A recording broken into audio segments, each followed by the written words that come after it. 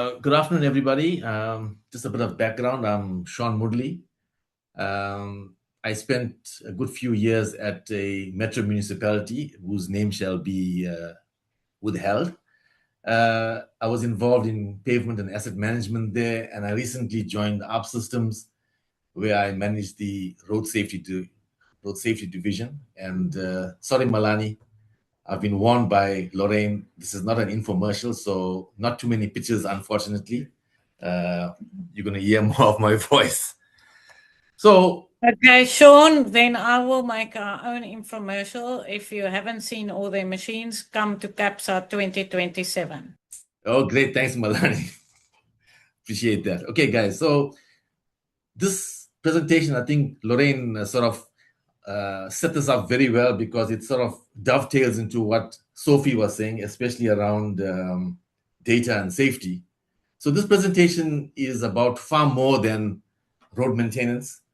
It's about what happens when road data is turned into decisions and what happens when they are not.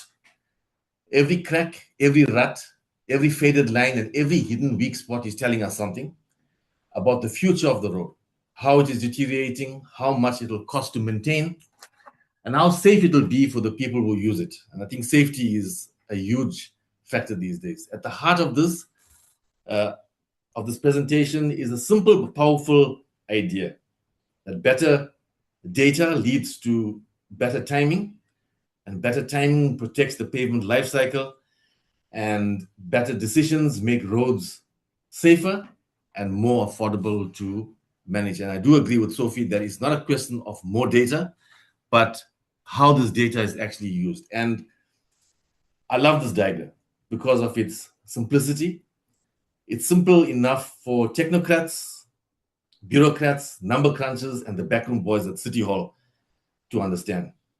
And this is actually the heart of asset management, or rather road asset management, because roads may deteriorate slowly, and we've seen it, but the costs rise very quickly, and we've seen that also.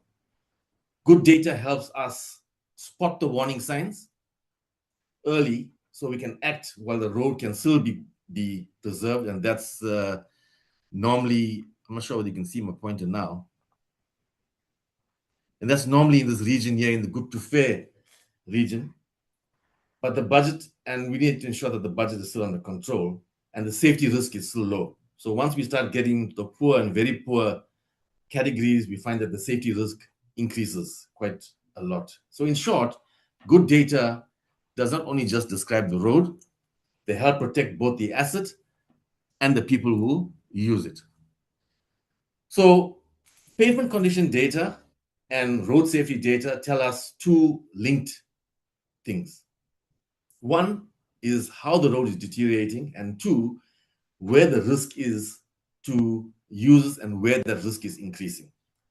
When we use them together, we can move from separate defect lists, which we are probably all doing at the moment, to one coordinated and maintenance strategy that preserves the pavement, lowers long-term cost, and improves safety at the same time. So we find that continuous data, or rather continuous pavement data collected at traffic speed, gives a fuller, more reliable picture of how a road is changing than scattered or widely spaced measurements. And when data is limited, weak areas can be missed, deterioration can be understated, and maintenance timing becomes less certain. And if you cast your mind back to that simple diagram at the beginning, that curve tells us many stories. So that can push a road out of the low-cost preservation stage into more expensive rehabilitation. Continuous data, therefore, reduces uncertainty, improves timing, protects whole life value, and supports better road management decisions. And now for the editorial segment of the presentation. And as has been said by Malani, ARRB Systems has an array of survey vehicles that collects continuous condition data and images at road traffic speeds. And these range from your basic walking profilometer to the more sophisticated iPAVe technology, which is the big truck in the middle of the picture there. And I'll speak more about this later in the presentation. So please feel free to contact me should you need any more detailed insight on any of these vehicles. And if you're not coming to CAPSA 27, then we can arrange a demonstration at your request. So ultimately, the fact of the matter is that traditional spot testing and manual surveys can miss localized pavement weaknesses. When the gaps, or rather when these gaps are averaged into longer sections, the real deterioration pattern can be hidden, which is obviously a big risk.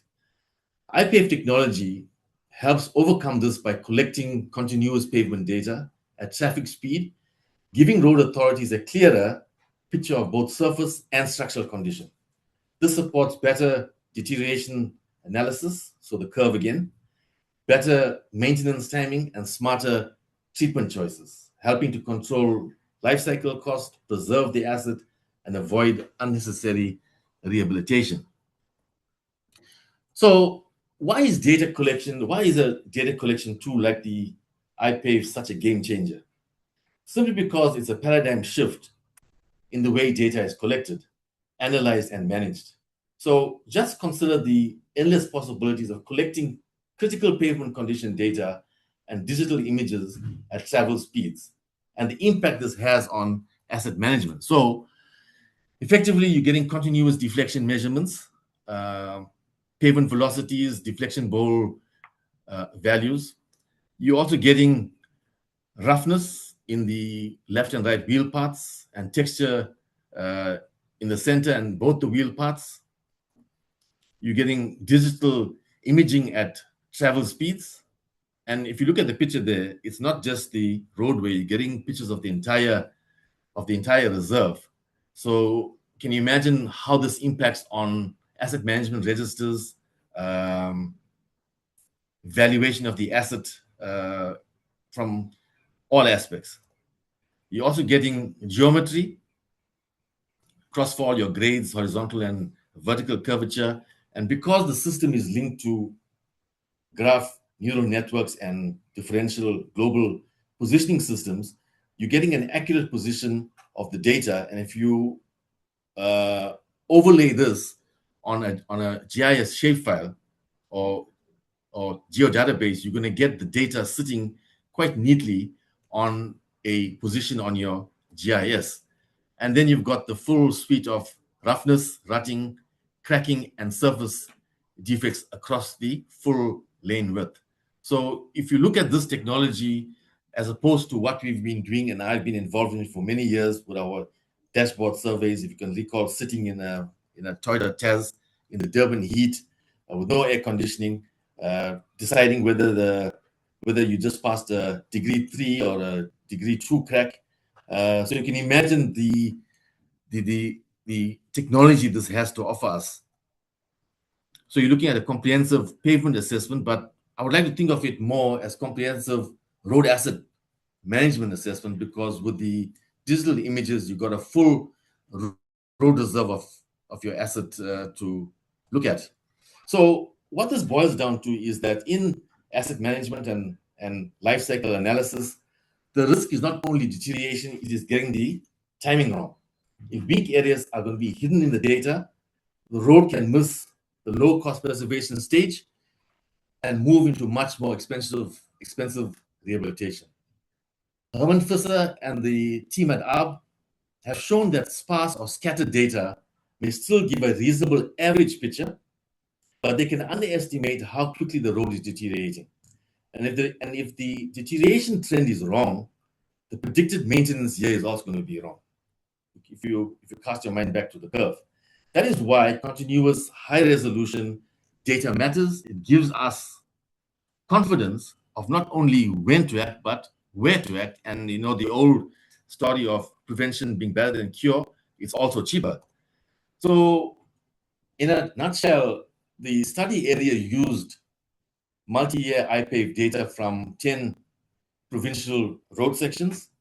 In KZN, it looked at 3 indicators: IRI, rut depth, and maximum deflection.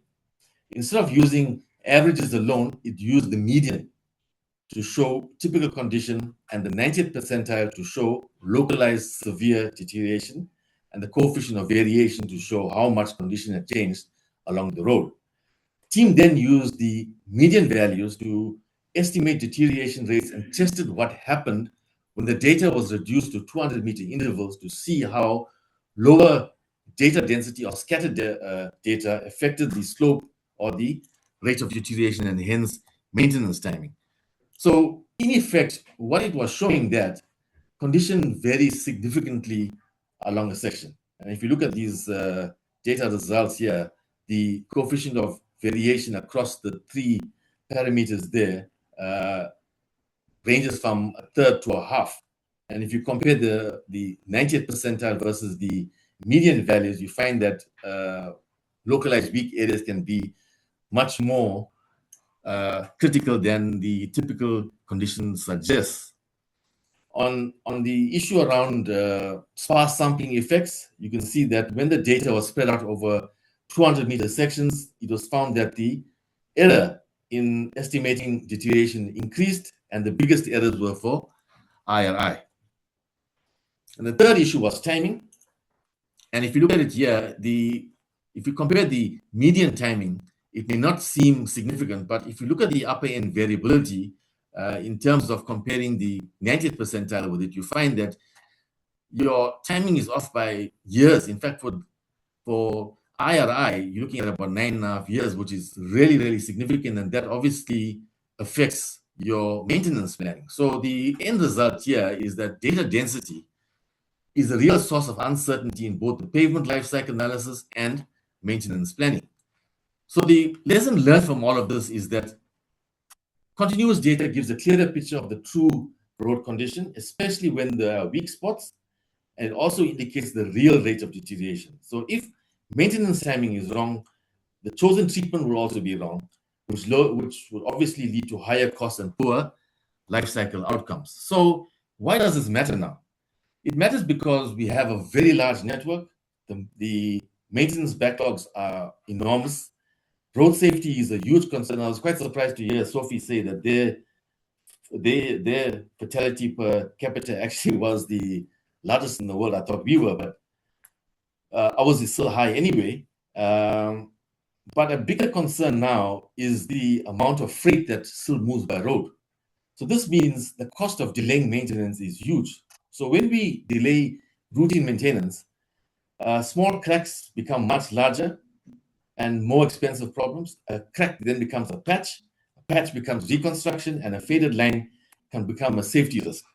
So that is why we need to not only use the data earlier, but we need to act smarter and get more value from every maintenance. So the real problem is this gap between data and action. And in many organizations, the process stops too short. Data is collected and it's also analyzed, but it's not turned into a maintenance program. And you know the story that cracks will propagate, and we're not converting them into crack sealing packages, and safety becomes a problem if you don't have, for example, proper marking contracts. So known defects need to be converted into work orders to be able to turn this data into maintenance actions faster. So the ARRB's maintenance intelligence stack is that we can be more than a data provider. We bring together structural, surface, asset, and safety information on the same corridor. So on the left is your pavement data, such as deflection, roughness, rutting, cracking. And on your right is the safety and operational data, such as markings, delineations, chevrons, etc. Also added to that, the drainage and route planning. So the key idea is simple. One corridor, one pass, one evidence base. So that means one inspection can support resurfacing, patching, crack sealing, shoulder repairs, drainage work, line marking, and delineation improvements. And this is where the real efficiency lies. So why does the iPAVe matter for these operations? Many networks are still managed as if good quality riding surfaces mean strong pavements. They don't necessarily mean that, because you could have a smooth riding surface, but the surface could still be inadequate to carry the heavy freight loads that we're seeing that we're seeing now. So technologies like the iPAVe improve decision making by showing both surface condition and structural condition. This helps road authorities to choose the right treatment. So whether it's crack sealing, patching, milling, surfacing, rehab, and avoid wasting money on work that fails too soon. So quite simply, we need to move from inspection to maintenance. And I think just from experience, sometimes we wait too long for systems, and those systems may never arrive. And from experience, I've learned that whatever we inspect, even if it's based on a TMH9 inspection, we can use the data from there in a simple spreadsheet, and we are able to disseminate that information to the depots and to the crews. So the same principle applies to road safety. So safety findings become maintenance actions, and faded edge lines, for example, should go into the remarking program. Missing road studs should become scheduled replacements, and poor curve delineation should lead to chevrons, guideposts, and other advisory signs. And even if shoulders are damaged, the shoulder should be repaired at the same time as the markings. And so this is how maintenance and safety work together, and they start supporting one another. And maybe we can prevent these type of things from happening. So, for example, in this instance here, there's a guardrail. We're not really sure whether that guardrail was sufficiently buried into the ground when this accident actually happened. And you can see the disastrous effect of this. I'm not sure whether any lives were lost in this accident, but quite crazy. Here's another example of implementing safety, innovative safety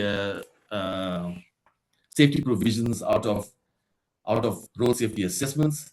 And this is the roller barrier that was used in Ipangeni and Ikopo to much great effect, as you can see. So as I've said, the idea is to turn, as a practical example, the idea is to turn crack data, for example, into a crack sealing and patching program.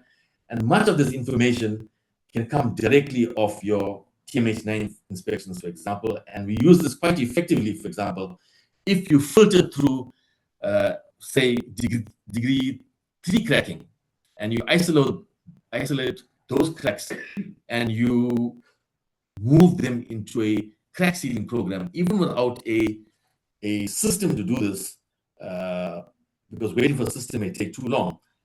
What we really need is implementation, so we can actually implement based on the data that we get of these systems, or of these data collections. So basically what we're looking at is one corridor and one integrated work order. As I've just said in the previous slide, we can do this quite easily from the existing data that we have. So just moving along in the interest of time, if you look at a typical example in Durban, those of you that are familiar with the N3 M7 corridor, it is a key economic route, and the surrounding provincial roads carry the effects of the heavy freight movement. And those of you that are familiar with this road, or rather with this corridor, will know that it's prone to some very horrendous, fatal truck accidents on this corridor. And when you drive this road, you find that maintenance is purely reactive on this stretch. There's no incorporation of safety data and inspection data into formulating a single corridor approach. So the real value is not in storing the data, but in knowing which sections need crack sealing, shoulder support, refreshed markings, better delineation, etc. So freight, in my opinion, changes this maintenance equation. And if you look at the M7, for example, we've seen, and you don't really need to do any traffic counts, because you just need to drive the road to know the amount of freight is moved on that particular corridor, and it sort of aligned with this pictorial here, which shows us that there's been a huge increase in the amount of freight that is now being moved on our roads. And this actually reduces the room for error in making treatment decisions. So this means better timing, better treatment selection, and more disciplined inspection and maintenance is needed. So from an economic point of view, the cost benefit should not just be looked at as a capital cost exercise. Yes, there is a treatment cost, which involves supervision, lane closures, and traffic accommodation, etc. But the benefits are just as important because preserving the asset, protecting operations, and reducing safety risk is really important.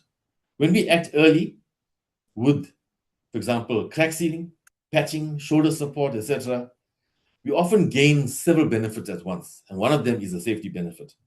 When we delay expensive rehabilitation, we reduce emergency repairs and disruption, and we improve road safety.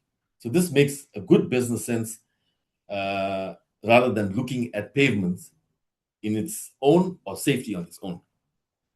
So I'm going to end where I started, and that is roads deteriorate slowly, but costs rise quickly. A pavement condition gets worse, the road also becomes less safe for people who use it, and the value of data is not just in showing that the road is getting worse. It is in showing us early enough, clearly enough, and confidently enough to act before routine maintenance becomes rehabilitation, before rehabilitation becomes reconstruction, and before the cost is paid in both money and lives. And I just want to maybe echo what Sophie has said. You know, on this call here, I think there are about 400 plus individuals here now, and lots of them are the converted. We all know this. We are all familiar with this, all these strategies. I'm very curious to know how many of the decision makers are actually on this call, and maybe we should look at inviting them too. I've come from a background where the finance guys and the SCM guys, for example, wag the dog, and the technocrats like ourselves eat humble pie and we just do as we are told. And I think that's actually worked to our detriment because we don't get enough buy-in at the point where it really matters. So I think going forward, it'd be great if we extend the invitation to the decision makers like the guys from SCM, I don't know, city hall officials like the mayors, deputy city managers, and so forth, just for them to understand exactly where we're coming from in terms of maintenance and how it affects safety and the sort of holistic approach to what it is that we do. Thanks, everybody. It was great chatting to you. Thanks.